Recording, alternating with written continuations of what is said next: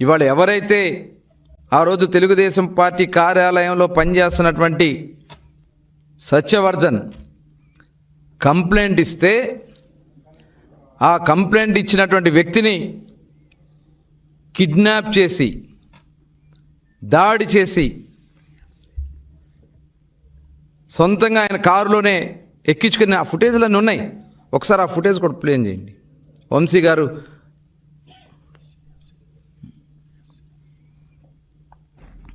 ఒక దళిత సోదరుడు పార్టీ కార్యాలయంలో వర్క్ చేస్తూ కంప్లైంట్ ఇచ్చాడని అతన్ని బెదిరించి భయపెట్టి కిడ్నాప్ చేసి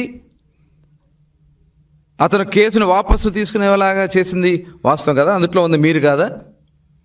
ఆ చేతులు మడత పెట్టుకుని అక్కడ నుంచున్న అతని వ్యక్తులు సత్యవర్ధన్ కాదా? అతను ఎదురుగా ఉండి బెదిరిస్తుంది మీరు కాదా? అది మీ ఇంటి దగ్గర ఉన్నటువంటి లిఫ్ట్ కాదా? హైదరాబాద్ అండి. ఇదంతా చేసి మీరు ఇవాళ సాక్ష్యాలతో సహా బట్టబయలు బయట దొరికితే మీరు పోలీసులను బెదిరిస్తారా?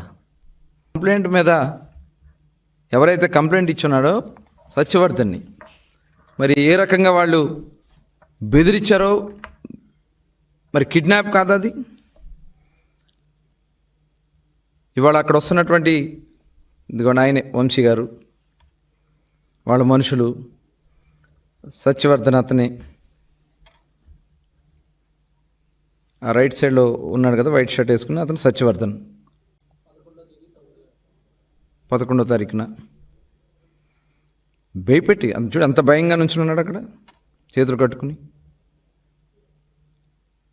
అంటే ఎంత దుర్మార్గంగా వాళ్ళు అతన్ని కిడ్నాప్ చేశారన్న దానికి ఇదే ఒక సాక్ష్యం. ఇవన్నీ విజువల్స్ అన్నీ క్లియర్గా ఉంటే ఆ కేసులో పోలీస్ అధికారులు విచారణ చేసి అతన్ని అరెస్ట్ చేస్తే జగన్మోహన్ రెడ్డి ఏం మాట్లాడుతూ ఉన్నారు?